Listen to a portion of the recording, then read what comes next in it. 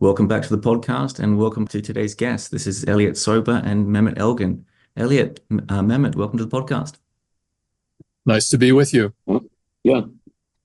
So as a first question, instead of me introducing you both, which I'll probably make a few mistakes, I might get to introduce yourselves and also your relationship, how you know each other, because the paper we were speaking about today, you co-wrote together. So please, how do you know each other?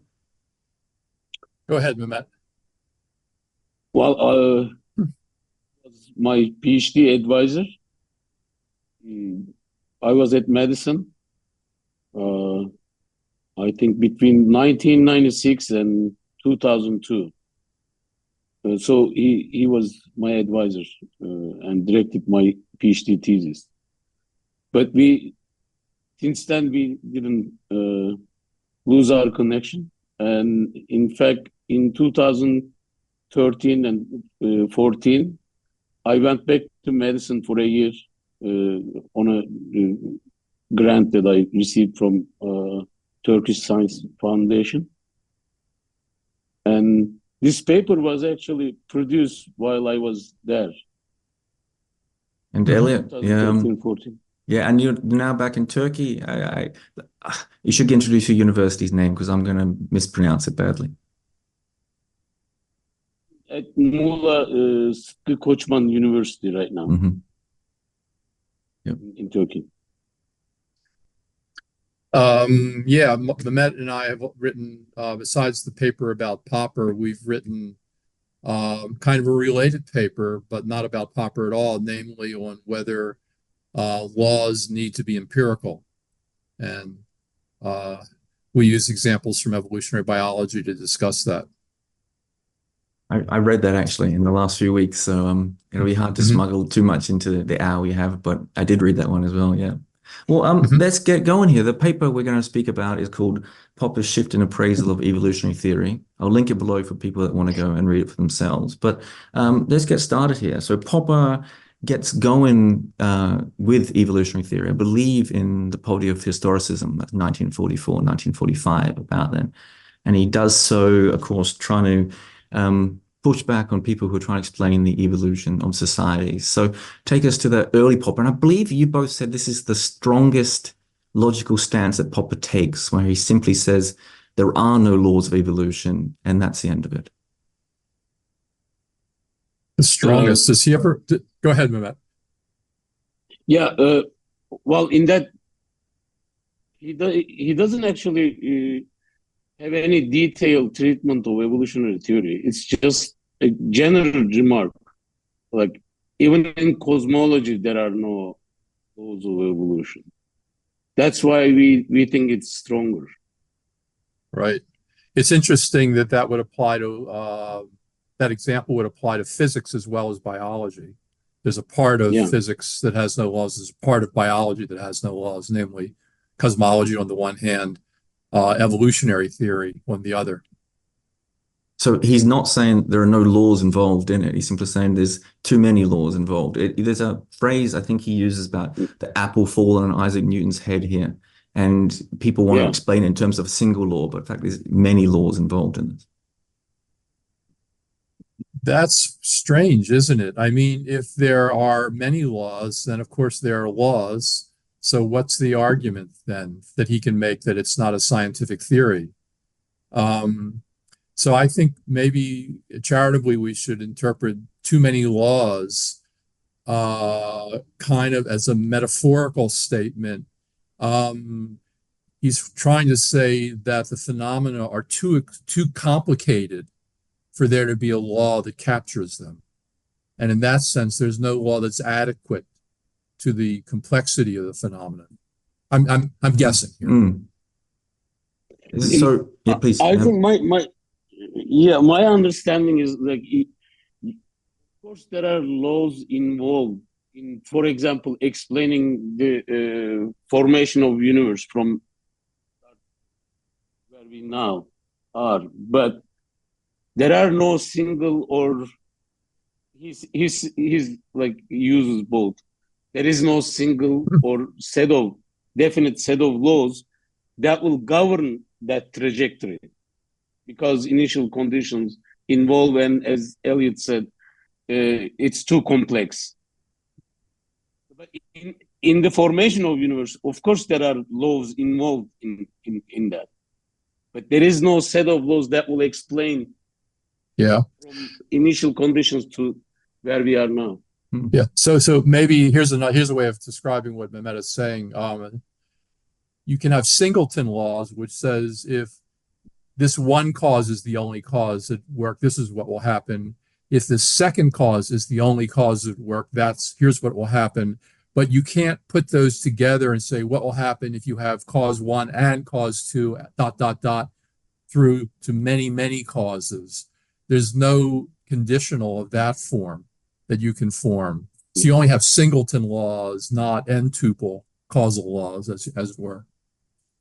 So are we dealing with there has to be a word or a phrase. I think Popper uses the word trend, and he says trends are not laws. But are we talking about a generalization here, or a trend, or I'm not sure how we should be phrasing? Well, a trend to me just means you notice. Suppose there's a trend in the economy where inflation increases over a period of years. So you say between 1900 and the year 2000, there was a trend of increasing inflation, which means kind of that most of the time inflation rates are going up. Sometimes they go down, but there's a net increase on average. But that's just a description of observations.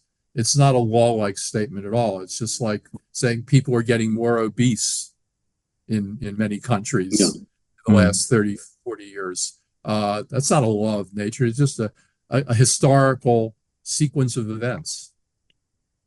There's a trend. And a singular trend in a way. It's not universalized. It's a historical trend. And it could be reversed in the next century. I mean, there's no law of nature that says that obesity and inflation have to increase. It just does in some circumstances, and it does not in others. Well, let's push on to until 1960s then. So that was Popper's first step into the field. And the 1960s, he does some new work, and I believe it's got to do with he begins to realize that evolutionary theory has some impact for the mind-body problem potentially, and free will and indeterminism and all the rest. And of course, he makes this illusion. I'm not sure if it is an illusion or what the right word's going to be, between evolutionary theory and his own epistemology of trial and error and this kind of thing. So I might get you to take us there. So from historicism, where he first started, to now an epistemological analogy or illusion, or we haven't discussed that point in detail in the paper. We just referred to people who discuss it. I think Nana was one of them, and also Michael Ruse make that point as well, that he finds some connection between his own theory of trial and error and how evolution works. And we are not making that claim, but the other people say he used his own theory and he thought that he can improve natural selection by using some of the ideas from his method of trial and error and apply it to natural selection, and he hoped to improve it that way. The idea that, I mean, these are all selection processes. Scientists select among possible theories which they think are better, and the successful theories are the reigning picture in the science for a while, and then a new theory, a fitter theory, you might say, comes along, and scientists maybe gravitate towards that. The idea that there are analogies between biological evolutionary selection and human activity is very old. I mean, Skinner thought that his behaviorist model of how conditioning works, how organisms modify their behaviors because of rewards and punishments. I mean, Skinner and many other people immediately saw that this is analogous to the biological process of natural selection. So that idea's been out there. Do you both find it, as philosophers of evolutionary theory, do you both find it convincing in some ways, the connection there I mean, I think there's one difference in simply the branching of the trees, right? The idea of evolution branching outwards and pure, at least pure physics or pure knowledge branching inwards to a singular or to less and less branches. Yeah. I mean, the idea of common ancestry is a totally separate constituent of Darwin's theory of evolution and a modern evolutionary theory. So I think that's not part of Darwin. Yeah. That's not part of what Popper is thinking about. He's just thinking about the selection part, not the common ancestry part. Yeah. And there is an analogy. Sure there is. Kuhn actually makes that analogy as well. Yeah, good. That's right. It's so there's a point again. I think we're dealing with the same period here, and this is where it begins to, this is where you guys begin to get really into this. And this is Popper says that natural selection is a priori.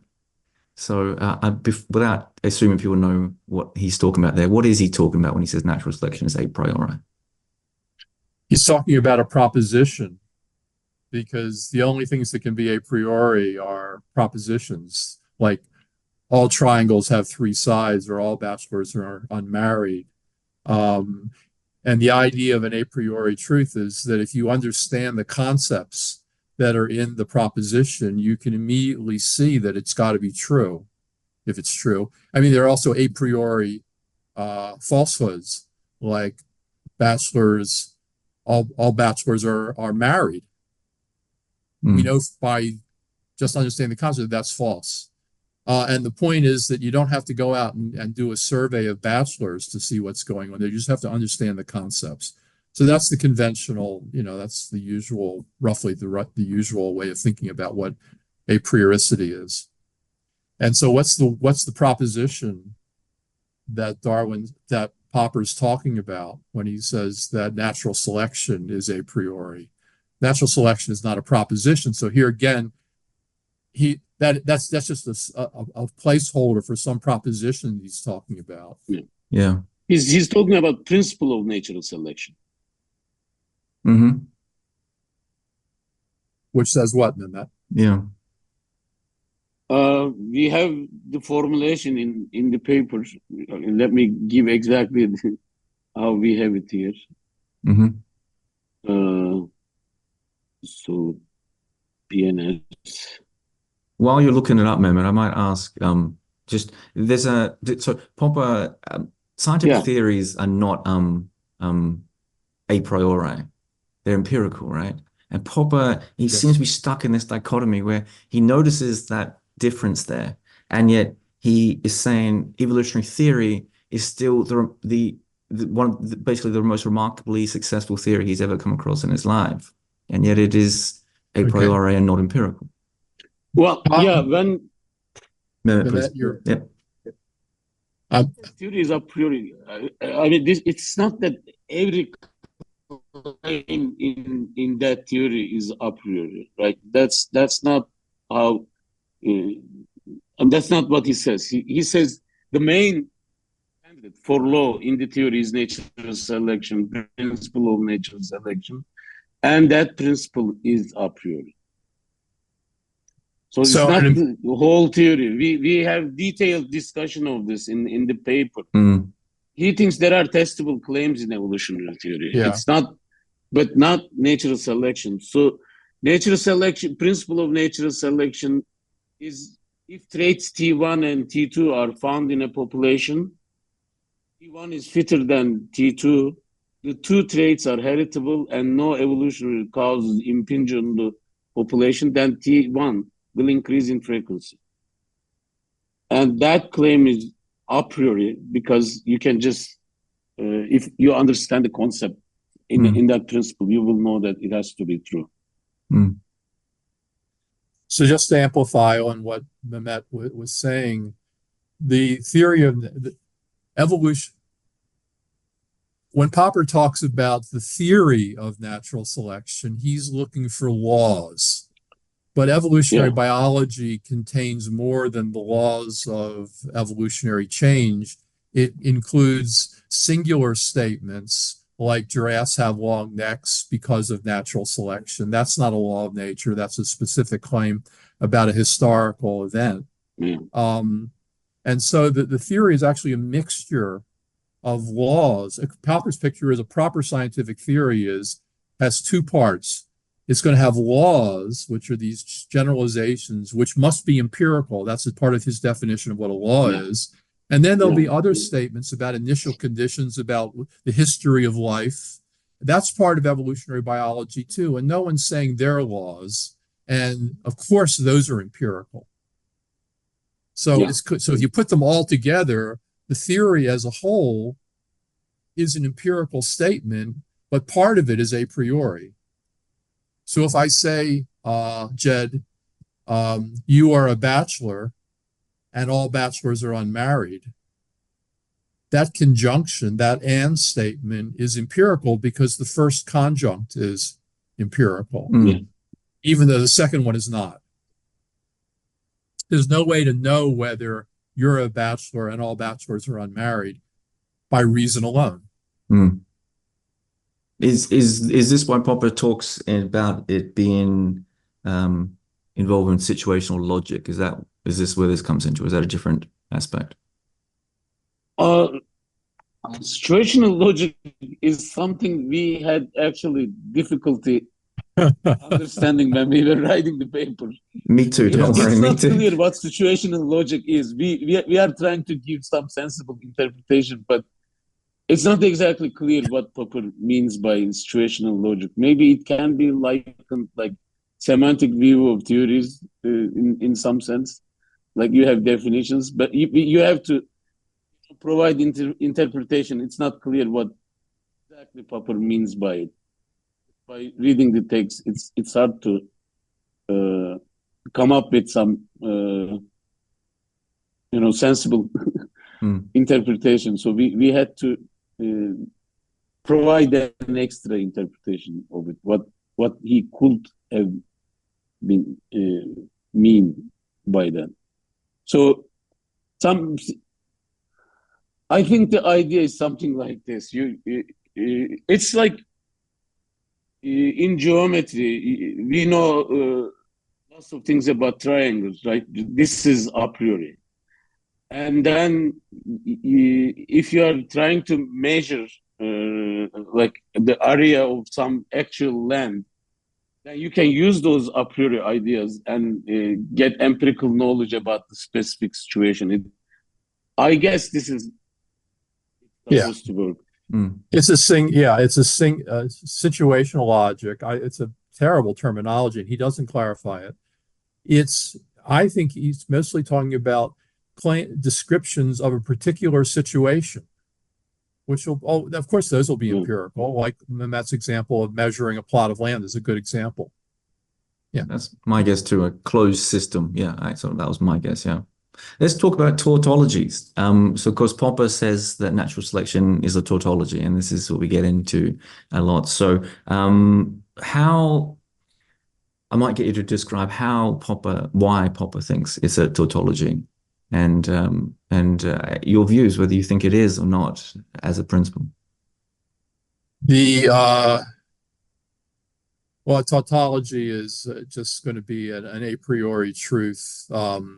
That, like all bachelors are unmarried is a tautology.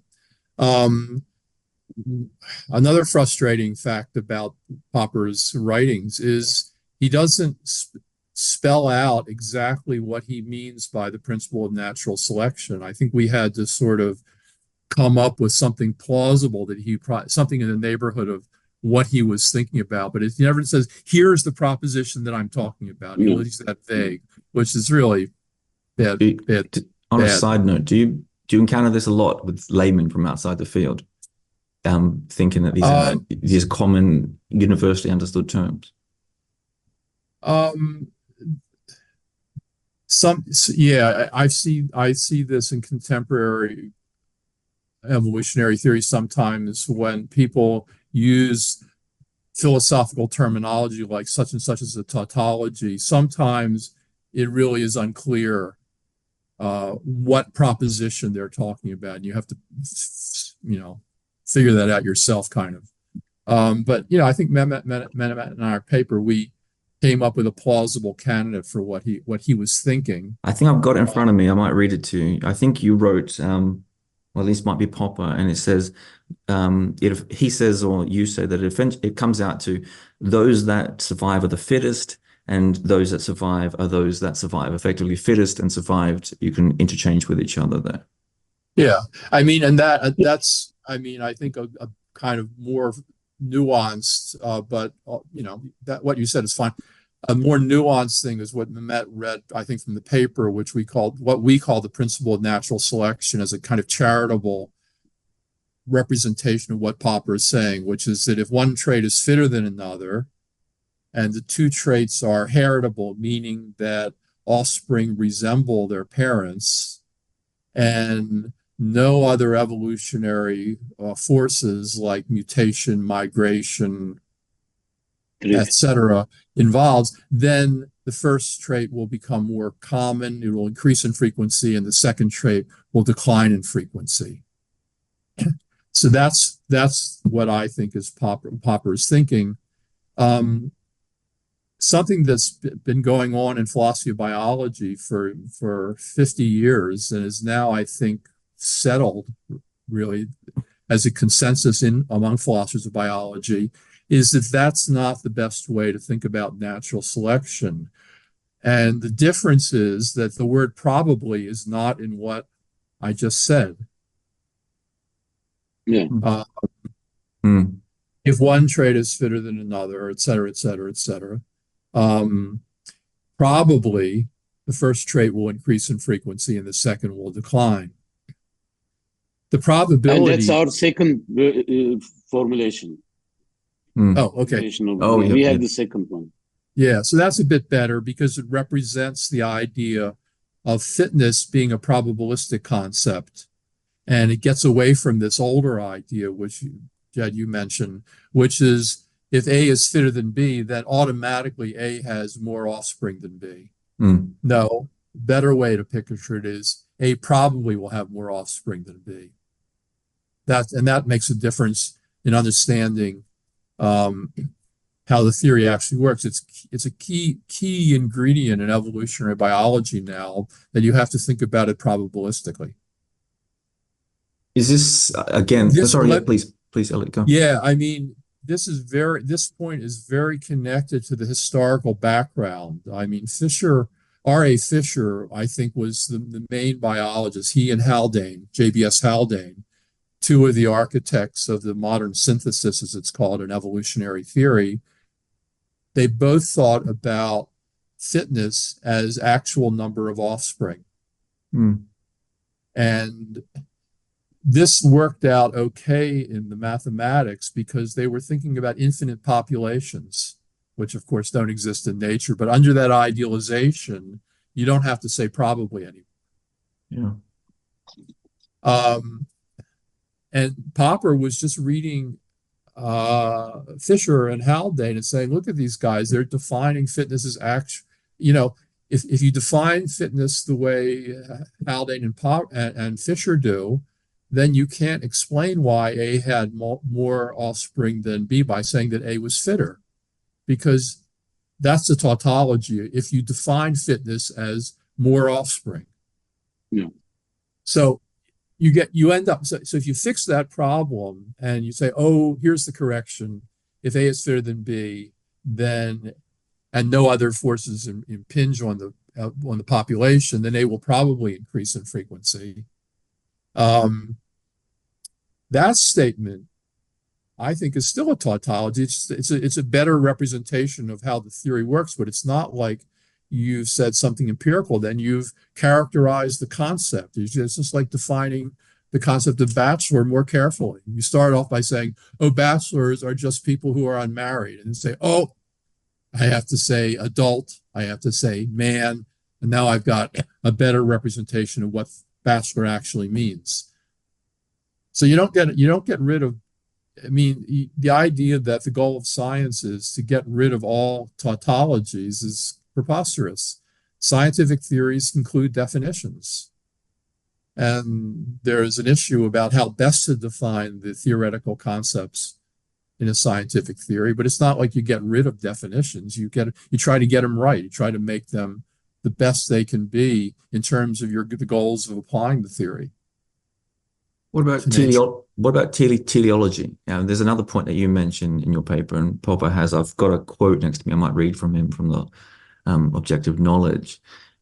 I'm not sure how you both saw it. It seemed to me that he was almost saying exactly the same thing. So I might read this here just briefly. This is Popper. He says, an organism which exhibits in its behavior a strong tendency or disposition or propensity to struggle for its survival will in fact likely survive. And this is, he goes on to say, Darwin showed us that we're completely free to use teleological explanations in biology. It sounds to me like he's just talking about tautologies again, but am I missing something here? One thing that's interesting about the passage that you mentioned is that Popper actually uses the word likely. He's got probability going on in there, which is good for him, and that's better. And propensity as well. Yeah, well, I should mention this is another part of Popper's work. He was one of the creators of what's now called the propensity interpretation of probability. So, let's give him credit here. I was maybe too harsh a minute ago. He knew this. He knew that this was an issue.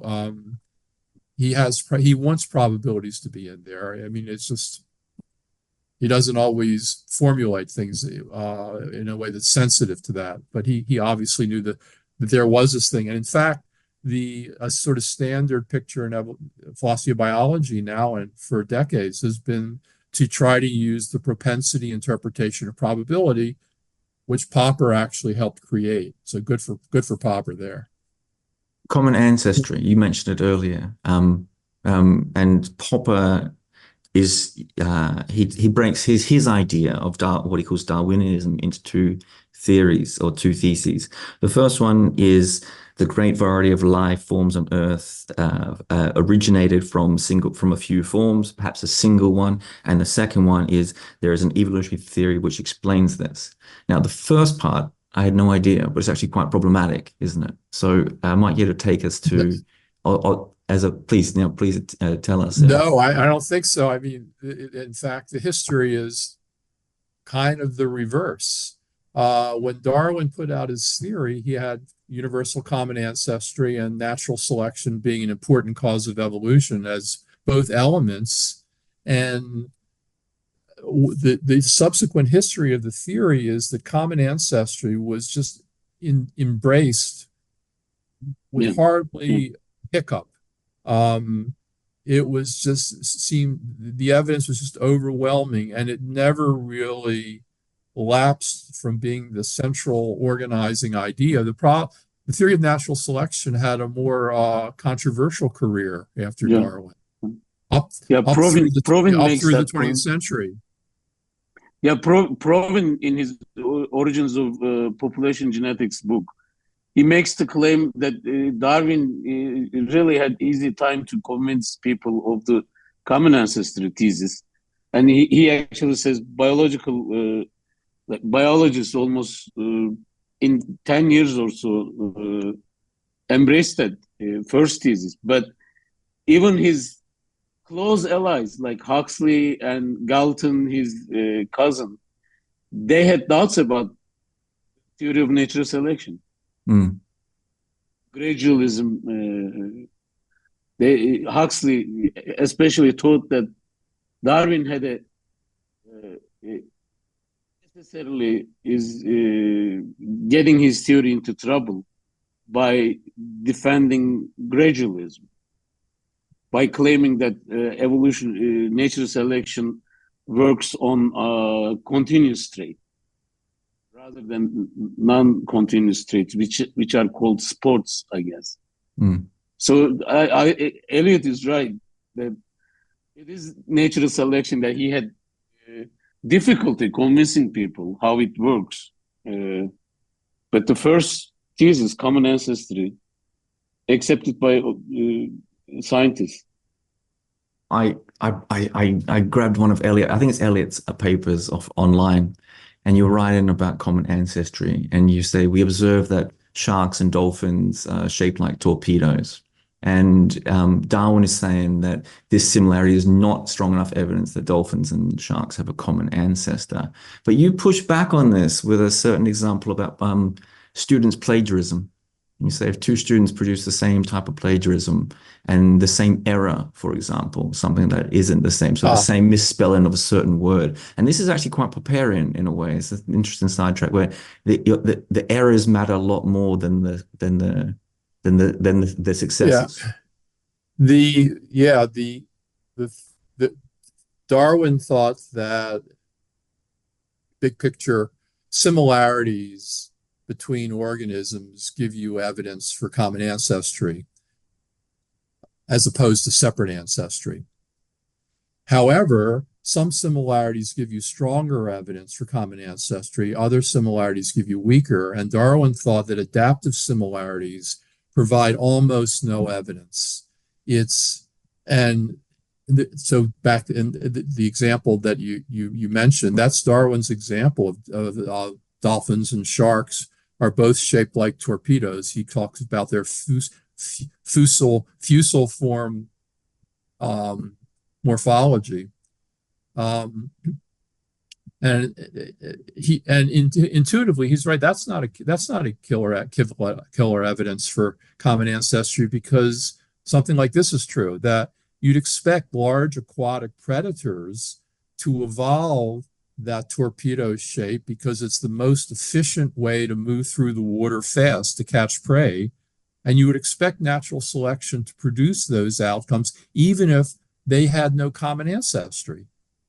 So that sort of illustrates Popper's idea that adaptive similarities give you very weak or maybe even no evidence for common ancestry, but it's the things that are not adaptive. For example, the fact that human beings and monkeys both have tailbones. I mean, tailbones are not good for human beings, as many of us have discovered. But why? So why do we have them? And I mean, the answer is we share a common ancestor with monkeys. We inherited from that. We inherited that trait from our common ancestor, even though it does us no good. Popper uses the word model to describe what he's seeing here to describe evolutionary theory. I'm not sure how you see it, but he's saying models are testable themselves, but frameworks are not. And you both go on to write that Popper's usage of the term model is slightly problematic, or at least out of the ordinary for how scientists tend to use it. So how should we understand his use of the term model, and how should it be used in evolutionary theory? In statistics, and including the models in evolutionary theory, but more generally, models can be very general, or they can be applied to let me back up. Models are, erase what I just said, okay? Okay. Models are typically models of some particular system. So you might have a model that describes how inflation and unemployment are related to each other, which just describes some set of equations that allows you to predict one with probability given the values of the other. And the thing that'll make it first of all, it's about, say, the US economy in the 20th century, just to choose an example. So it's not a law of nature anymore, because laws of nature don't mention any particular place, time, or individual. They've got to be fully general. This is Popper's idea, and it's what it was, and to some extent still is, a sort of standard way that philosophers of science think about laws. So it's not a law, it's about a particular situation, to use a word from Popper, namely this period of time in the United States and the economic properties. The other feature of many models is they have simplifications in it. So in the model I'm mentioning, you're maybe regarding unemployment and inflation as influencing each other, but you're not taking account of other things like, are there wars? Are there political upheavals? You're leaving out a lot of causally relevant things. So models typically contain idealizations, and that makes them untrue, but they're still useful in science. Scientists love models. Are they testable? Well, Yeah, some are, but not all. Mm. You have mathematical model that wouldn't be empirically testable, right? It's because it's true. In that case, what you will be testing is whether the antecedent of the model is satisfied. But you can have empirical models where the antecedents are in a given situation all satisfied and consequent is not satisfied, then it is falsifiable. Mm. But I'm not sure if Popper had the distinction clearly in mind. So it's clear that some models are testable. I don't think all are testable. One more thing before we get to Popper changing his mind, and of course you guys both think he actually doesn't change his mind. It's really interesting here. One of the other things he does to dismiss, I don't know if dismiss is the right word, but he refers to evolutionary theory as the Lakatosian concept of a metaphysical research program, and he puts it into that category rather than the category of scientific theory. So I wonder how you both see that. Well, for some reasons he felt obliged to say something nice about evolutionary theory. And he couldn't say that it was a real scientific theory because he'd think there are no laws, according to how he understood laws. So he thought research program was sounds like a legitimate thing, as opposed to calling it an empty tautology, which doesn't sound so complimentary.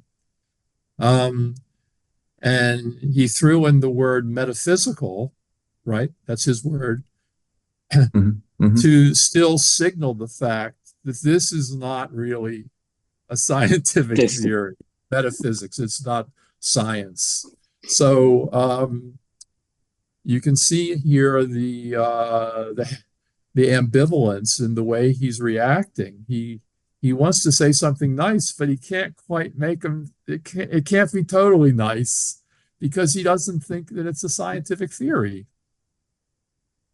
Testable scientific theory. Yes. Well, he says that since it is tautology, then it's not falsifiable, and by definition, by his own definition, it's metaphysical, right? There is. So this is a consequence of his view on falsification. It's just just as a kind of oddity in his use of the word metaphysics here. If I say to you that triangles have three sides, would it occur to you to say, "Oh, that's a metaphysical proposition"? Like, "Oh, it's really weird." Oh, that's silly. So. Well, let's get to 1977 at Darwin College, Cambridge, and Popper changes his mind. At least he says he's changed his mind. And he begins to say that there is a he begins to say natural selection, at least a formulation of it, is falsifiable. And the two things that he brings with him to say that he now sees it this way is sexual selection and drift. Of course, I need you to explain what those are, and of course, why Popper thought he changed his mind. Because I know in a second you're both going to tell me that he didn't. Well, let me comment on drift and sexual selection. So, Darwin introduced sexual selection as something distinct from natural selection. I think Darwin made a mistake there. He should have regarded sexual selection as a kind of natural selection. So let me describe the contrast. So if the temperature starts to drop, over many decades, you can imagine bear populations evolving thicker fur,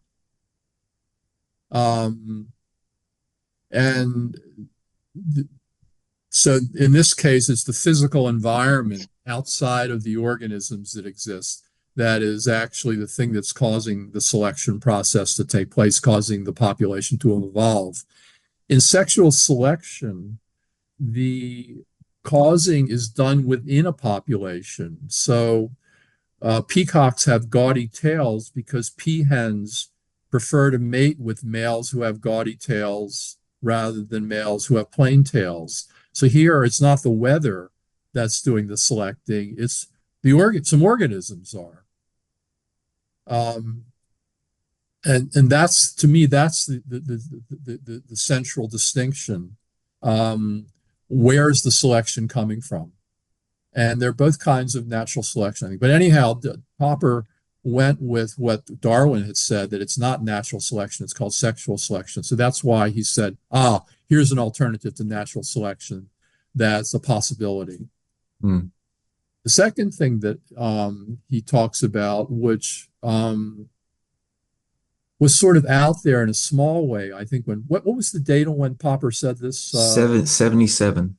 Okay, so 77. this is a decade or two after when Moto Kimura and others developed the neutral theory of evolution, which describes evolution as occurring without natural selection. And it's a vague way to describe it is it's a chance process. So back to the example of traits A and B, suppose they're equally fit. Then in a neutral model, there will be a random fluctuation in the frequency of the traits. And eventually, by chance, one of them will go to 100% and the other will go to 0% if you wait long enough. We're assuming no mutation is happening here. So that is certainly a real alternative to natural selection. Sexual selection is not, to me, is not an alternative to natural selection. It's a kind of natural selection. How does it make it falsifiable, his theory? Well, I mean, the statement is something like all adaptations are due to natural selection. Not just falsifiable, it's false. Right. So as we point out in the paper, there are these two different principles. The revised form, the revision says all evolutionary changes are due to natural selection. So if you can find even one case of neutral selection having changed the frequency of a trait, you've disproven the theory. And of course, as Matt says, it's not just falsifiable, it's false. Notice that this is like a bait and switch operation. He was talking about, in his earlier writing, he was not talking about that claim that all changes have occurred because and only because of natural selection. He was talking about a conditional of the form that if A is fitter than B and there are no other forces, then A will increase in frequency or A will probably increase in frequency. That's still a tautology given everything that Popper has said. So what he did was he said, oh, yeah, that's not a law. It's never going to be a law. But I thought of another statement, and I'll say that's falsifiable. But Popper didn't think that was a law. Yeah. And the whole issue was whether there are genuine laws in the theory of evolution. There's a phrase here, law-like. And for life of me, that I struggle a little bit with that, law-like, what that means. So if it's not a law, perhaps it's law-like. I might get a. That's just philosophical terminology. Laws have to be true. That's the usual conventional picture. But Newton's theory of gravity is law-like, meaning that if it were true, it would have been a law. It has all the other requirements, perfectly general. It doesn't mention any particular place, time, or individual. It supports counterfactuals, all those good things. So I might get you to explain the thesis that you come up with here to explain evolutionary theory at this point and how you see it interact. And so how should we do? So how do you think that we should see evolutionary theory? So Popper made a number of mistakes, and he thought he changed his mind. In fact, perhaps he hasn't. How how should we begin to see it? I think Elliott should answer that because he has a particular view that he has developed. So let me describe what I think is the picture that philosophers of biology mostly have now.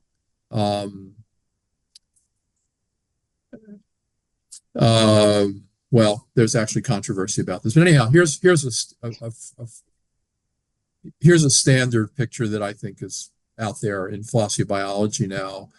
Evolutionary theory contains laws, and it also contains other statements that are not laws. It contains historical narratives about what's actually happened to a given species over the last thousands of years.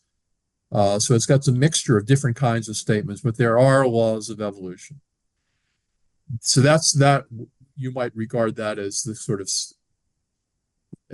it's a standard picture. There are people who dissent from that. John Beatty, who teaches at the University of British Columbia, wrote a paper called The Evolutionary Contingency Thesis, and he argued that there are no laws in evolutionary biology. So he says no distinctively biological laws of evolution. So that's a serious alternative. It's not because his reason is different from Popper. Popper thought that there's no laws because when you find a generalization, it's going to be a tautology. Beatty's claim is that the things that you might think are laws are accidents of history, and laws have to be necessary. And again, the idea that laws have a kind of necessity is also part of a standard picture of what laws are. So he is an example of someone who thinks that that there are no laws. I have a different view. I don't go in for the necessity argument that John makes, but I think that there are a number of interesting, important, shall I say, dynamical models, that is, views of how systems change with time, which are general, support counterfactuals, and that are a priori. So I am actually, maybe I could describe myself as being, it's kind of close to what Popper is saying. I don't conclude from that evolutionary theory is not a genuine scientific theory. I just think that we have to expand our picture of what a law of nature is so that it allows some a priori statements, the ones that are in the formulations of dynamical laws, to count as genuine laws. And Mehmet, I think, has really put this very well in one of his papers, that the reason we should think of these dynamical models as laws is that they function just like empirical laws of nature do in explanation and prediction. So that's why it's not like, I would not say that all bachelors are unmarried is a law of nature. It's just a tautology. But what I'm talking about when I mention dynamical laws of evolution are not like all bachelors are unmarried. They describe how a system in one state will, with a certain probability, transition to a different state. And they're often formulated in a way that turns out to make that kind of transition probability picture a priori. And I'd have to go into some technical examples to illustrate that, which I don't think I should do now. Perhaps just one small one. Early on in I didn't quote him, of course, but earlier on, Popper says, I think it was in one of his earlier lectures, he says we should not be equating Darwinian natural selection with Newton's laws. And you both write that you think it is. You think it is a theory that has, as you said, a theory of forces in a way, and you think it resembles the law of Newton's law of inertia, for example. Yeah, right. In his The Nature of Selection book, I think that's the first time you have that. Elliott claims that it resembles to Newtonian theory, and it is a theory of forces. Right. So Yeah, I think there's an analogy. This analogy is that no one thinks, well, the law of gravitation, no one thinks that's a tautology. It isn't. There is a tradition of discussion in philosophy of physics about whether F equals ma is a tautology or not, whether it's the definition of force or it's something else. But at least one idea that's been out there is it's just a definition of force equals mass times acceleration. If that's how you interpret F equals ma, then it is a lot like what Mehmet and I were talking about in our paper about the principle of natural selection. So that's a close connection. But there's still this difference that, like I said, no one thinks that Newton's law of gravitation is a tautology. It's an empirical generalization. It's a genuine law. It's law-like, meaning that if it were true, it would be a law. But Einstein showed that it's a false theory. But forget about it being false. It has all the hallmarks of a law. Let me ask. Yeah, please, no. But when you look at evolutionary theory, I think it's not easy to find examples like that are mathematical, dynamical statements, because what biologists have been building in the last 100 years, roughly, 100 years, is mathematical models which show that if thus and such is true, here's the probability of what will happen next. And they're all a priori. They're conditional, they're a priori.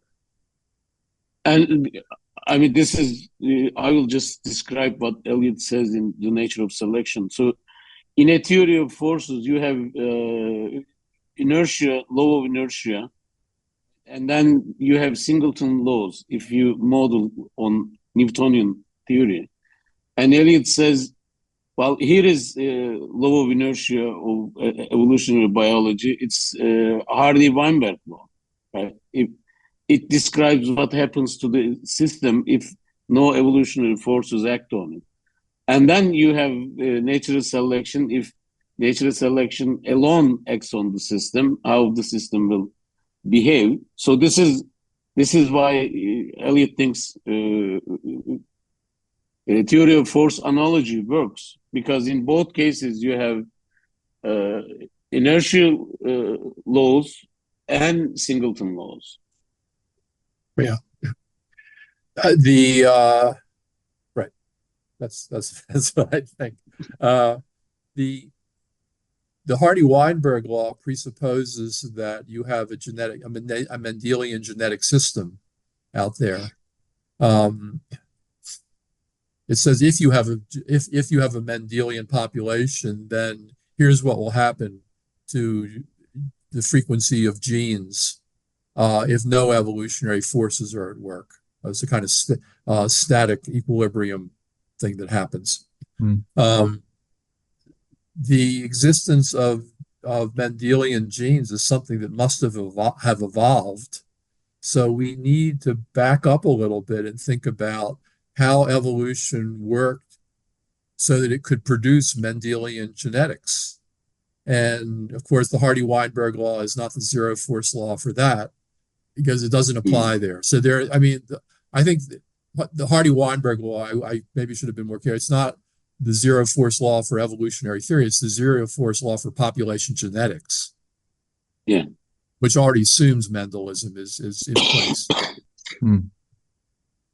There's a question of, I might throw a little bit of the criticism that you include in your own paper here at you and get you to push back on some of it before we finish here. One of the criticisms that you, of course, it's wonderful that you included all at the end. One of them, I think, was put forward by Lang and Rosenberg, and they say the model you're putting forward here is minimally causal, I think is the phrase that they use. Now, you take some umbrage with that, of course, of what that means exactly. But what do you think? What do you think of that kind of criticism, where it's not quite causal? They're saying they've got a very minimum level of causality involved. I think they are making quite Popperian point. How so? In principle, explanation, not actually. if I say that if A, so I don't remember the exact example they're talking about. It's probably this one. If A is fitter than B and no other forces impinges, then A will probably increase in frequency. Yep. I think the variation in fitness, Mehmet agrees, causes evolution, and you've described how that will happen in the absence of other causes. Now, is it minimally causal? Well, it leaves out a lot of stuff. That's true. For example, I haven't said anything about why A is fitter than B. Is it because having A helps you to evade predators more successfully? Is it because it makes you more immune to infectious diseases? So it's not giving you a deeper causal understanding, but that doesn't mean that it's not causal. So when they say it's minimally causal, and if that's what they mean, of course, fine. Of course, there's lots more causally relevant stuff to say. That's not a criticism of the view that Mehmet and I share. There's another criticism in there that you include. I'm sure you'll shut it down just as quickly. And this is the idea that I actually don't have it in front of me, so I have to apologize not being able to quote the people who said it first. They say that they're a little worried about what you both are doing by collapsing the idea of laws into something perhaps slightly accidental and a category where you could almost squeeze a whole range of things into the category of law, which you may not otherwise want to put in there. I think you're talking about this criticism. Is that? It probably is. It was in your paper. I just don't have it in front of me. Yes. I didn't hear, Mehmet, your voice got broken up for a second there. Who are you talking? Okay. Maybe he was talking, I thought maybe Jed was talking about Des Autos criticism, but I think not, because that's not in the paper.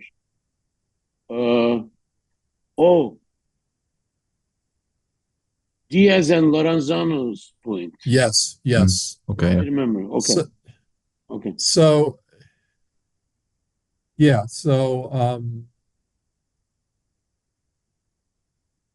it is true that if you have an empirical law, like suppose if A then B is an empirical law, you can embed that into a different conditional, which is a priori. So suppose I say if A then B, then B. Well, now I have a logical truth. And you can do that for any, and notice that I started with if A then B being empirical, and then I embedded into a more complicated statement, and the more complicated statement ends up being a priori. I agree, you can do that in any science. So why is that a criticism of what Mehmet and I have been saying? First of all, we're not claiming that evolutionary theory is the only place where this is possible. But more importantly, the Diaz and Lorenzano point starts with the idea that if A then B is empirical, show me dynamical laws in mathematical evolutionary biology that are like that. I don't know of any. When they're properly formulated. Of course, you can make up false statements that are empirically false, but I mean a conditional statement, which is, biologists will generally think of as correct. That's empirical. I think when you get careful about what these laws are actually saying, you see that they have to be hedged in a way that turns them into logical truths. Please, Mehmet, go. I think that the main criticism they raised was they claim against Elliott, actually, that you can formulate a priori laws in Newtonian mechanics as well. So if you have like F equal ma, and then together with the first law, you can build models that will turn out a priori. And Elliott's response to that is that, look, when you do that in physics, you have to have laws in the antecedent of conditional. But if you look at the evolutionary biology, you have just contingent statements, not laws in the antecedent. So that's still, there is a disanalogy. That's Elliott, do you think that this is the right way of describing that's absolutely, yeah. That's the idea. Before we get to a last remark, I'm conscious of time here. I do want to ask you one thing. I bumped into it a while back talking to Joseph Agassi about Popper, and he was quite critical of Popper's in how he treats evolutionary theory in objective knowledge. And he says at one point here that he says, my dualistic hypothesis versus the monistic hypothesis of evolutionary theory. And he's simply saying that his dualistic hypothesis is the idea that not all evolutionary changes must be beneficial for a species. And he talks about, I think the woodpecker is what he brings in. He says the woodpecker must have developed the knowledge or the skill to use the large beak before it had developed the large beak, and that, or it would have been detrimental to the species, would have killed the woodpecker. And I guess I have two questions for you both about this. The first one is Popper overstating himself here when he says it's his creation? It doesn't sound like it's a particularly unique creation or a unique theory. And is this a correct kind of way to view evolutionary theory?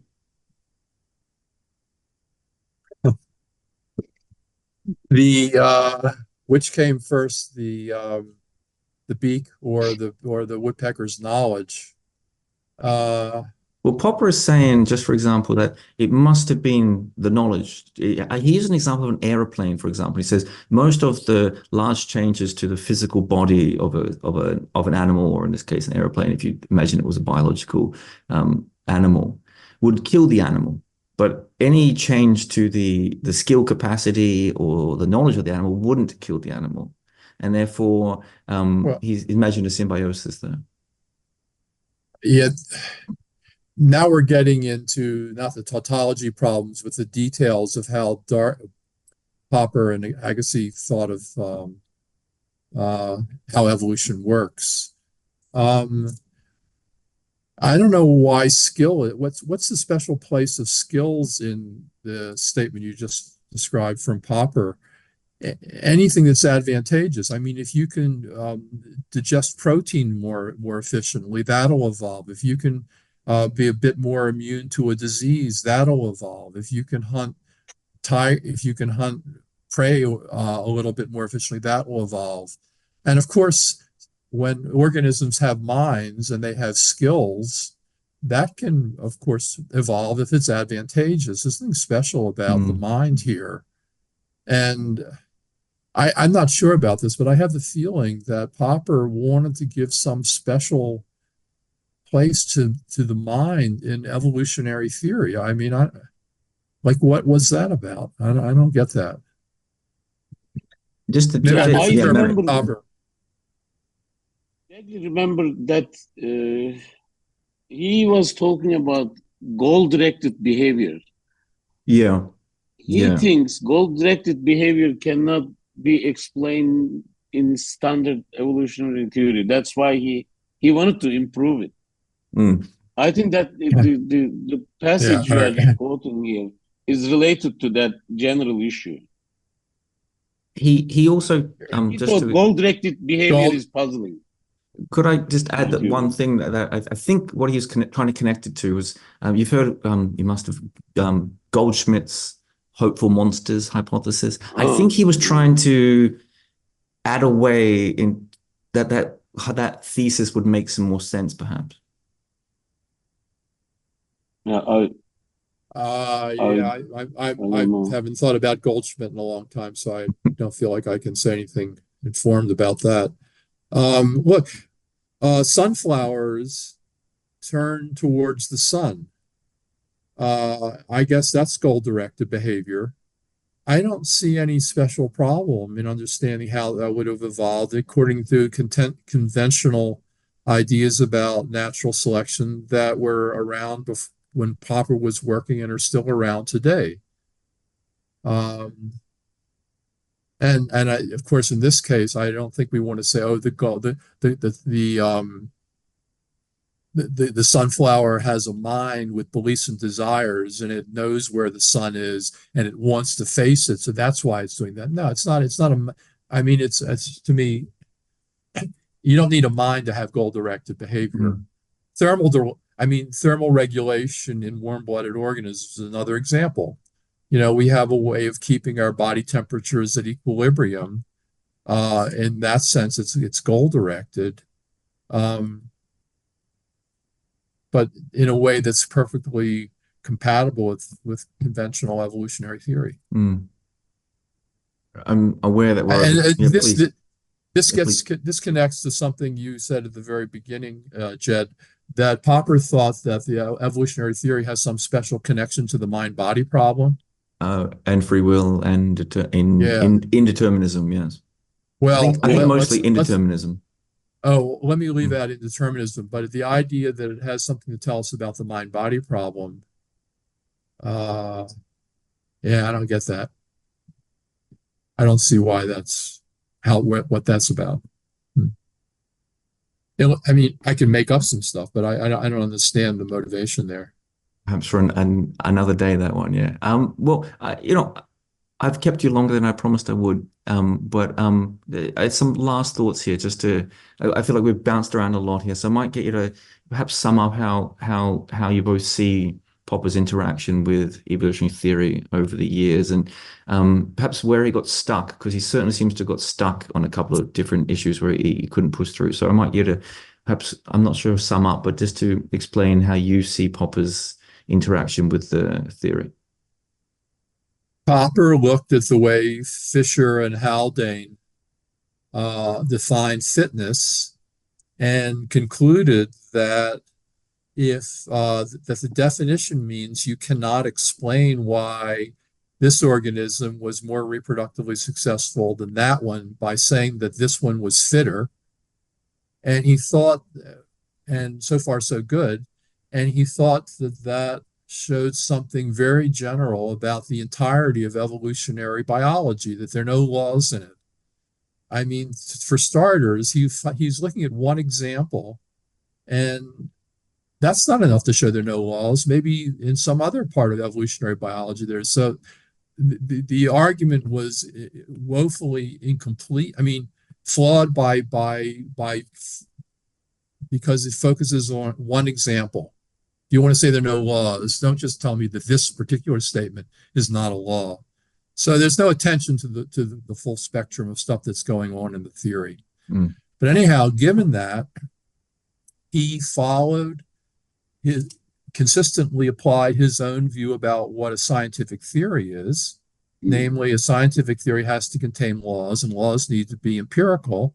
And he concluded correctly, given those premises, validly considering given those premises, that evolutionary theory is not a scientific theory. And then he got some pushback. It would be great for historians to look at who was talking to him in the 1950s that made him think he had to write this paper retracting. I mean, where did that come from? He was friend with Mayer, right?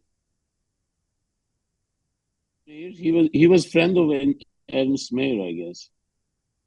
He was friends with Ernst Mayr? Yeah. Oh, yeah. Okay. Okay, good. So there were some biologists he interacted with. Okay, so maybe he got pushback from, impressive biologists like Ernst Mayr, I should say. So he felt like he had to change something, and then he got into this equivocation by changing the subject. What he thought was a tautology before remains a tautology. And then he comes up with another statement that's not a tautology, but of course it's not even a law. It's not even law-like.